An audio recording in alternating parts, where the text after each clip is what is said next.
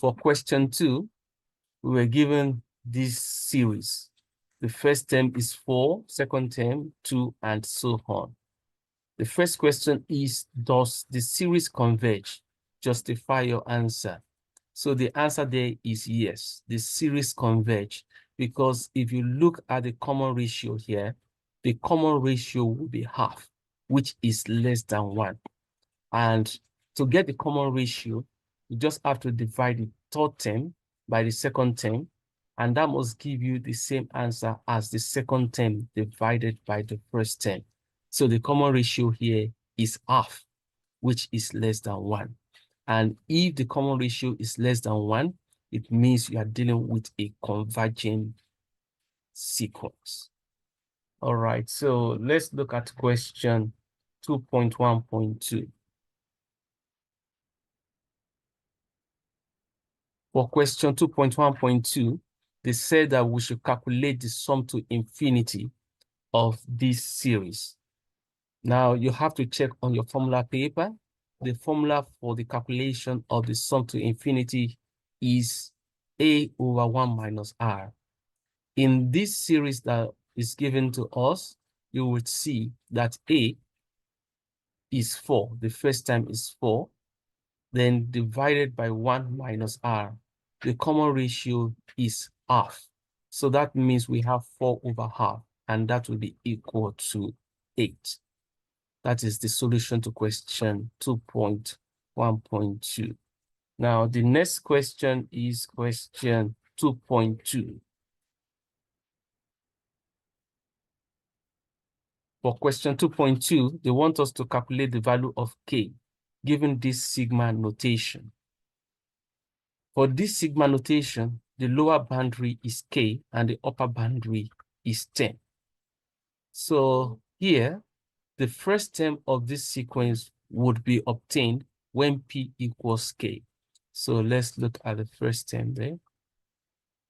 So T1 will be equal to 3. Then you substitute P equals K.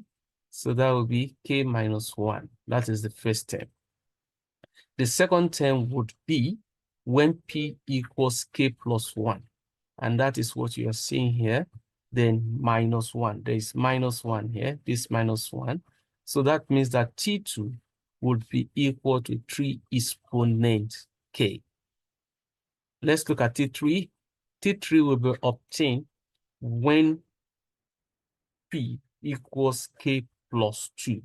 That is what you have here, the minus 1. That means that T3, this is 3.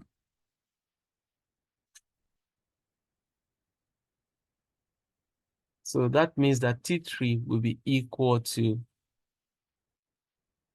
3 exponent K plus 1. So next, what we can do now is to find the common ratio. Yeah, so sometimes this is arithmetic progression and sometimes it is geometric progression. But for this particular question, it's geometric progression. So we have to find the common ratio. The common ratio, as we know, would be T3 over T2, and that must be the same as T2 over T1. Right, so now let's look at the common ratio. Let's drill down.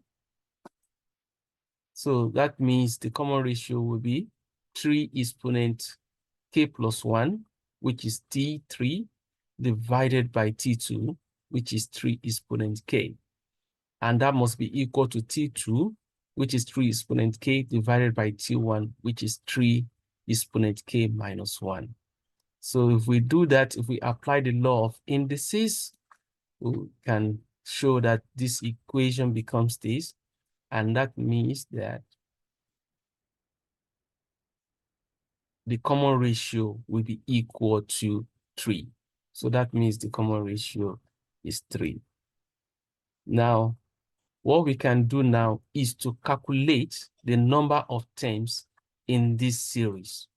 Now, to calculate the number of terms in the series, we have to use this formula. So the number of terms in that series will be the upper limit minus the lower limit, then plus 1. right? That is how you calculate the number of terms in a sigma notation, right? So we can make appropriate substitution.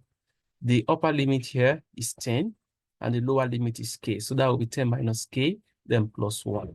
So that means the number of terms in this summation or in this sigma notation would be 11 minus k. Now, if you look at that sigma notation, you will see that it told us that the sum of this equals 29,520. So that is what we have here. And if you go to the formula paper, you will see that for a geometric progression, the sum of n term is given as a bracket the common ratio r to the power of n minus 1, everything divided by r minus 1. So next, we just have to make appropriate substitution.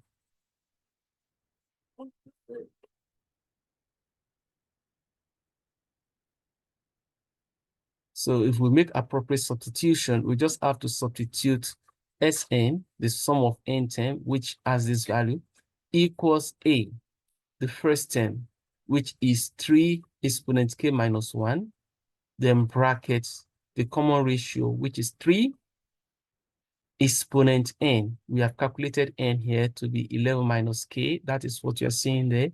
Then minus 1 divided by r minus 1. This r here is 3. So 3 minus 1 gives you 2. You can do cross multiplication, and if you cross multiply, you will have 2 multiplied by 29,520, and that gives us 59,040. Now we can expand these brackets, right? So it means you are multiplying the whole content of the bracket with 3 exponent k minus 1. And that is the reason we have this. And you can simplify this further using indices. So we are simplifying at this stage. Let's drill down. So this one here, this k, this positive k cancels out this negative k. You are left with negative 1 plus 11. That would be 10.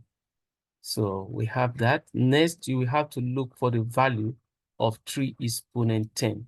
And the value of 3 exponent 10 is 59,049, then minus this 10 here. Next, you can take this to the other side.